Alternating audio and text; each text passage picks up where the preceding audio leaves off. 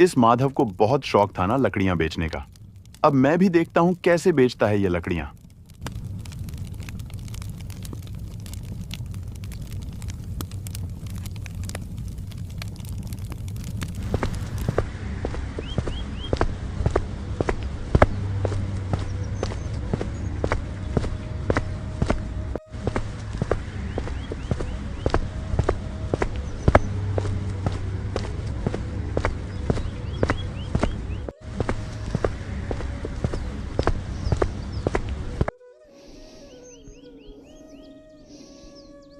अरे बेटा माधव, तुम लकड़ियां ले आए? लाओ बेटा, लकड़ियां जल्दी से दे दो, इनकी तो बहुत जरूरत थी। काका, ये लो आपकी लकड़ियाँ। अच्छा काका, मैं चलता हूँ, और भी जगह लकड़ियाँ देनी है। ये लो बेटा, तुम्हारे लकड़ियों के पैसे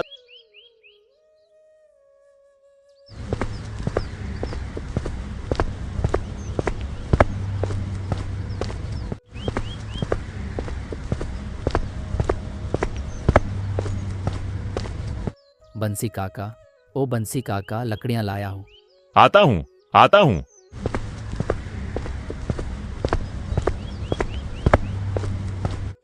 अरे माधव, आज थोड़ी ज्यादा लकड़ियां दे दो, ठंड काफी ज्यादा है। ये लो काका, आपकी और बाकी की लकड़ियाँ। अरे माधव, ये लो तुम्हारे लकड़ियों के पैसे, और हाँ, कल और ज्यादा लकड़ियां लेते आना। ठीक है काका, मैं कल आपके लिए और अधिक लकड़ियाँ लेता आऊँगा।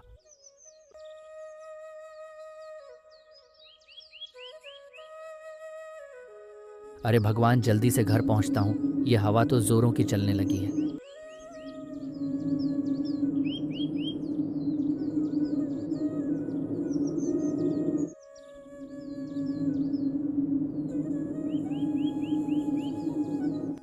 कितनी ठंडी हवा चल रही है और यह भी अभी तक घर नहीं लौटे।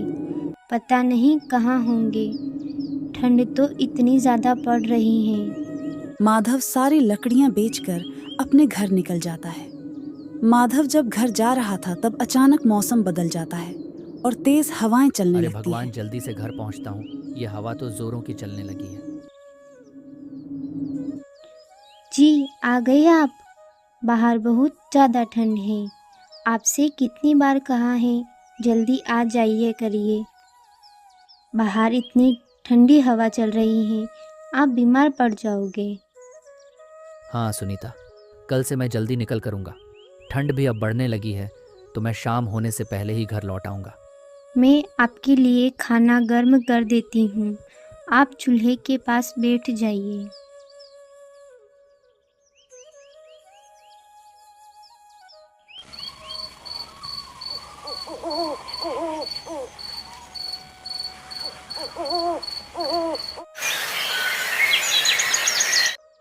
अगली सुबह पूरा गांव ओस की चादर में डूबा हुआ था। गांव के बाहर रहने वाली एक बूढ़ी औरत भी उपले बनाकर बेचने का काम किया करती थी। उपले ले लो, उपले, उपले ले लो, उपले। अरे माँ जी, ये उपले दे दो।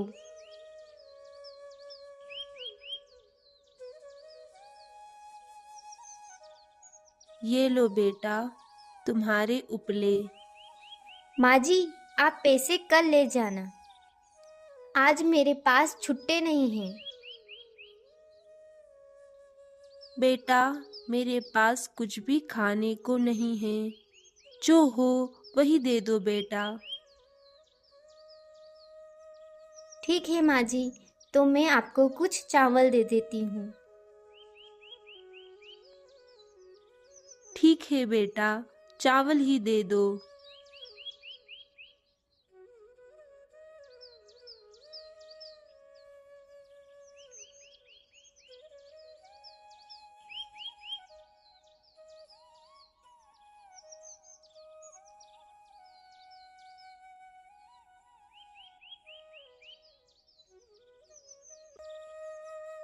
सुबह होते ही माधव लकड़ियां काटने निकलता है तो वह देखता है कि चौराहे पर कुछ लोग बातें कर रहे हैं।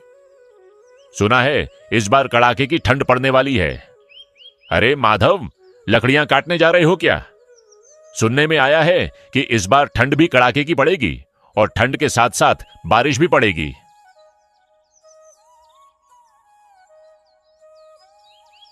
हाँ काका, मैं लकड़ियाँ लेने जा रहा हूँ। अच्छा, तो फिर मेरा पूरा काम ठप पड़ जाएगा। गांव में अधिक ठंड होने के कारण माधव का लकड़ियां बेचने का काम बहुत अच्छा चल रहा था। मुझे और अधिक लकड़ियाँ काट कर इकट्ठी कर लेनी चाहिए। पानी आ गया तो सारी लकड़ियाँ गीली हो जाएंगी। गांव में ही माधव का एक दोस्त सुधीर भी लकड़ियां बेचने का काम करता था। माधव रोज की तरह लकड़ियां बेचकर अपने घर चला जाता है। माधव अब पूरी मेहनत करता और लकड़ियां काटकर इकट्ठी करने लगा ताकि वह बारिश होने पर भी लकड़ियां बेच सके।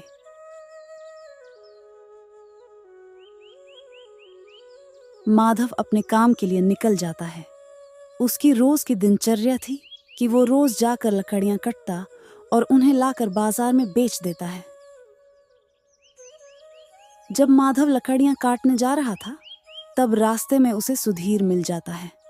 सुधीर माधव से कहता है, अरे माधव, तुम लकड़ियां काटने जा रहे हो क्या, इतनी ठंड में भी?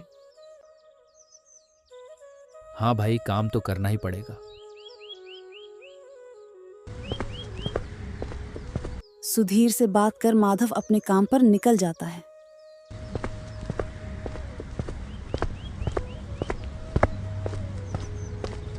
सुधीर ने भी लकड़ियां काटकर इकट्ठी कर रखी थी ताकि वह समय आने पर उनके 4 गुना दाम वसूल सके।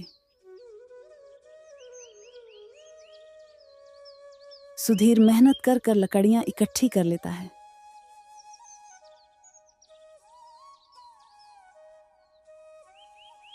जी, आपने बहुत मेहनत करके लकड़ियाँ इकट्ठी कर ली हैं। चलो ज़्यादा नहीं, कम से कम 20 दिन लकड़ियाँ क्या तो मैं इकट्ठी कर ही ली है। मैं दिन रात मेहनत कर कर 20 दिन की लकड़ियाँ इकट्ठी कर ली है। अब पानी भी आ जाएगा तो कम से कम लकड़ियाँ सूखने तक हमारे पास लकड़ियाँ बेचने को होगी। पर जब से माधव लकड़ियां इकट्ठे करने लगा तो सुधीर को जब यह बात पता चलती है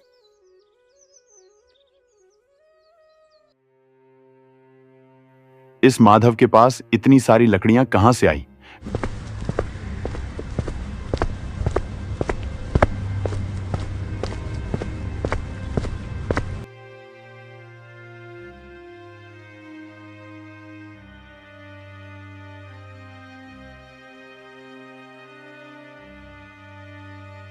इस माधव ने तो इतनी सारी लकड़ियां इकट्ठी कर ली हैं। अब मेरे द्वारा इकट्ठी की हुई लकड़ियां कौन खरीदेगा?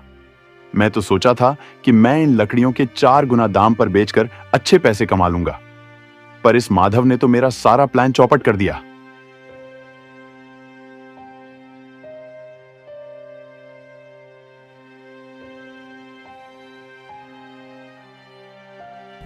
इस माधव को बहुत शौक था ना लकड़ियां बेचने का।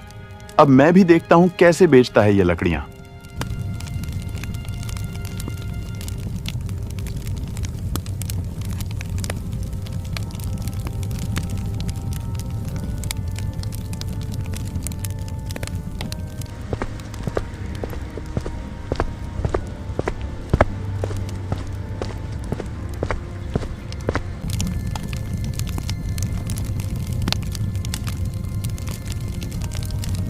देखते ही देखते माधव की जमा की हुई सारी लकड़ियां जल जाती हैं।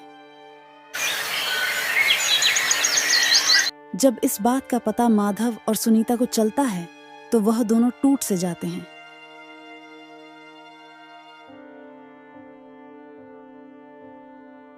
अरे सुनीता, यह क्या हुआ?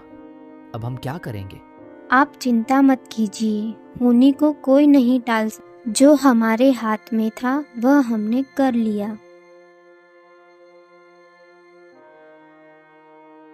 अब माधव के पास कोई भी लकड़ियां नहीं थी, इसीलिए गांव में सुधीर ही अपनी लकड़ियां बेच रहा था।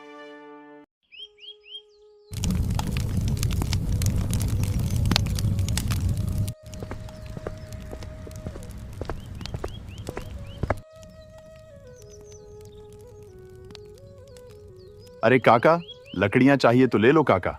अरे हाँ बेटा, लकड़ियां दे दो, इनकी तो बहुत जरूरत थी। ये लो बेटा, तुम्हारी लकड़ियां के पैसे।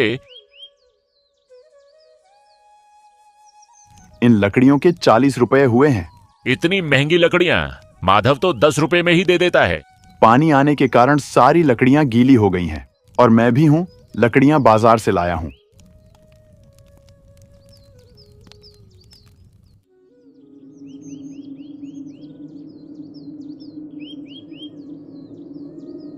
रात होते ही तेज हवाओं के साथ पानी बरसने लगता है।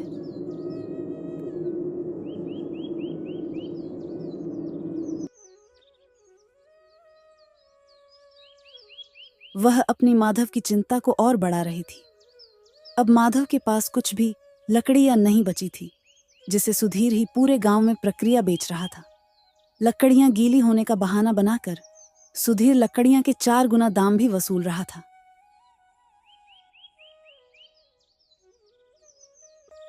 वहीं माधव के पास अब कुछ भी नहीं था। कुछ दिनों से ऐसे ही चलता रहा। सुनिए जी, खाने को घर में राशन का एक दाना भी नहीं बचा है। आप बाजार से कुछ खाने के लिए ले आइए। सुनीता, मैं बाजार जाकर कुछ राशन उधार लेकर आता हूँ। माधव उधारी पर कुछ राशन देने चला जाता है।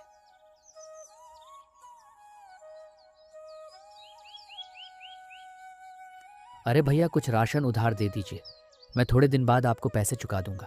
अरे भाई, अभी मेरा धंधा भी मंदा चल रहा है। मैं तुम्हें उधारी पर राशन नहीं दे सकता, पर तुम ये कुछ आलू ले जाओ। ठीक है भैया, आपने जो मदद की वही सही। जब माधव राशन लेने जाता है और लौटता है तो उसे वहीं बूढ़ी माँ जी रास्ते में पड़ी हुई मिलती है।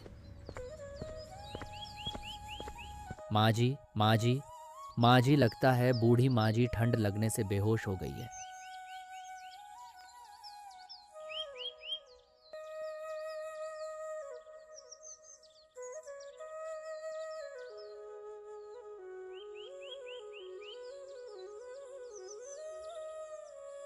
माधव उन बुढ़ी माँ जी को अपने साथ अपने घर ले आता है। सुनीता, ये माँ जी रास्ते में बेहोश कर गिरे हुए थे।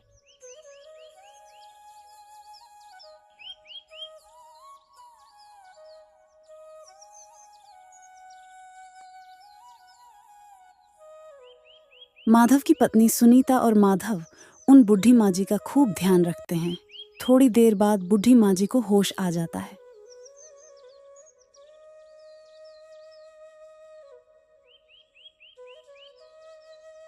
अरे माँ जी, आप ठीक तो हो ना माँ जी? बेटा, मैं उपले बेचने गई थी।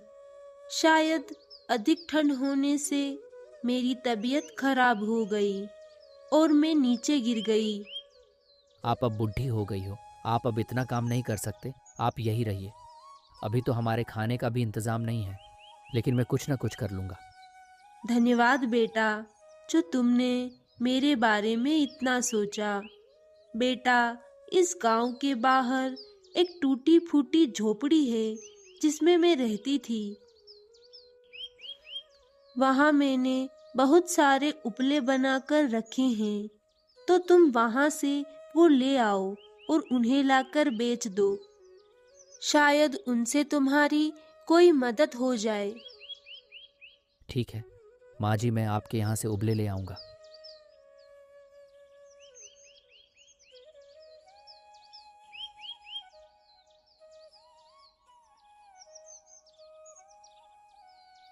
वह बुढ़ी माँ जी उपले बेचती थी।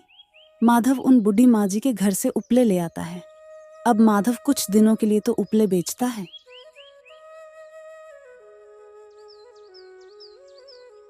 सुनीता कुछ दिनों तक उबले बेचकर काम चलाते हैं, तब तक लकड़ियां भी सूख जाएंगी।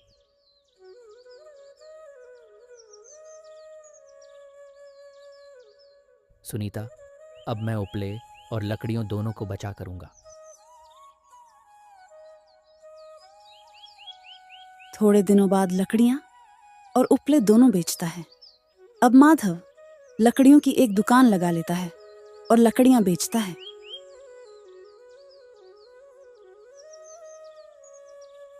माधव लकड़ियों को सस्ते और अच्छे दामों पर बेचता था, इसीलिए सारे गांव के लोग माधव से ही लकड़ियां खरीदना पसंद करते थे।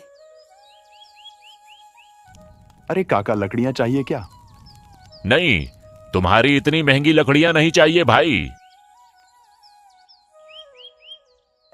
वही सुधीर लकड़ियां को महंगे भाव पर बेचता था, इसीलिए उससे कोई भी लकड़ियां खरीदना पसंद नहीं करता था। अब माधव और सुनीता उन बुढ़ी माँ जी के साथ हंसी खुशी से रहता है। दोस्तों, आपको ये स्टोरी अच्छी लगी हो तो इस वीडियो को लाइक करना और हाँ, चैनल को सब्सक्राइब करना बिल्कुल मत भूलना।